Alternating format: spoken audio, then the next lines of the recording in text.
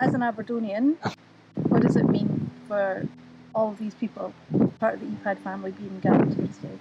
Well, I guess as an Aberdonian, it's actually quite almost a proud moment, to be honest, because I'm very proud of this city. It's a fantastic city. It's a fantastic university. There's a huge amount of really wonderful clinical research has gone on in the Alzheimer's space over the years. And I've always, when I came back to Scotland 4 years ago from working and living in London for 20 odd years, with the EPAD project, to be established, I always took the perspective this was a Scottish study or Scottish-led study, rather than necessarily from being led from Edinburgh. Obviously, Edinburgh, with the university that gave me the post, the job, what have you. But I was always super keen to make sure that all of Scotland benefited from this. And in particular, I thought it would be really, really nice to have this annual meeting here in Aberdeen. And it's not just the professional side of the team here today, it's the participants as well. And is that really important for you to see that? Well, absolutely. I mean, I think the engagement we've had with research participants, not just in them giving their time and effort to the project, but also designing key elements of the project itself from a scientific, from a methodological perspective, is really important, but probably more so how we communicate the results of the project, how we help recruit participants into the project. I mean, these are the things where they have greater insight than we could ever have. And I think coming back to the Scottish issue, it was really nice to hear that by opening up a centre in Aberdeen, we had one participant who's here today who started off in Edinburgh, but we're able now to open a centre here so that it's much easier for her to get in, to keep coming back to the project rather than having to schlep down to Edinburgh, once a year. How do you feel that EPAD in Scotland is going? How pleased are you with the progress? Well, huge progress. We've recruited in total well over 120, 130 participants already, and we've only just opened up the 3 sort of newer centres in Tayside, which is obviously Dundee and Perth, Glasgow and Aberdeen, and the centre in Edinburgh has been open for almost well over 2 years now, almost 100 people in the project. And I think, but it's not just the delivery of the project, it's also the impact it's had on, we've got a big prominence for the Chief Scientist's Office. We've had conversations with Scottish Government about it. It's having downstream impact on things like building registers and working with, so it's not just the single project, it's such a massive project. There's sort of, you drop a stone this size into the pond and the ripples go out quite far.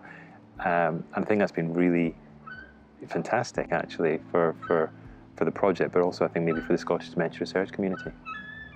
And do you see Scotland as kind of building a model for the rest of EPAD, or do you see as every location having their own part to bring to it? Yeah, I mean, I think, Scotland's quite a small country and it's quite easy in some ways to get things done. And we often say that, Scotland's a great incubator for ideas because of its size and because of its, in some ways it's dynamism to be able to get things done more quickly than maybe larger countries.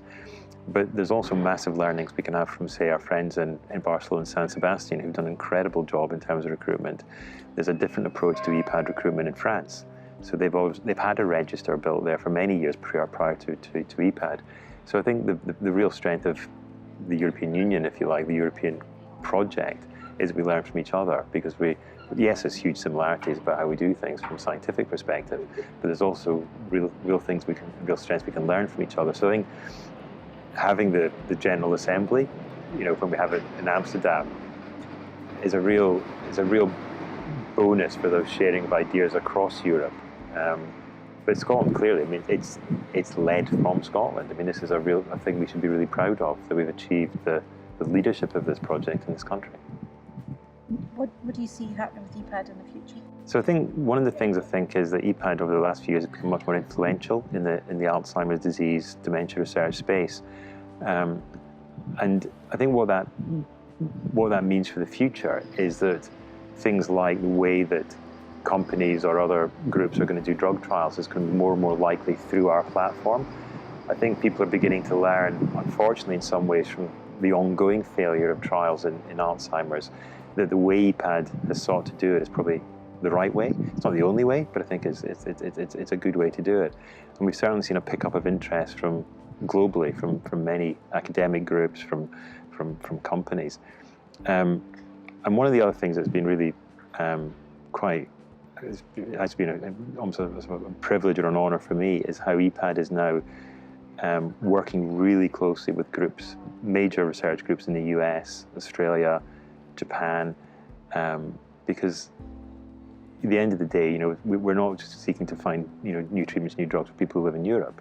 This is a global problem, and it's actually really quite humbling that we're really now bringing ourselves together as a community, and EPAD's very much got a seat at that table to hopefully move things forward for people at risk of dementia. So what does success look like? Success for me for EPAD is it's kind of, in some ways, it's hard to define that, because the project in a sense doesn't have an end point.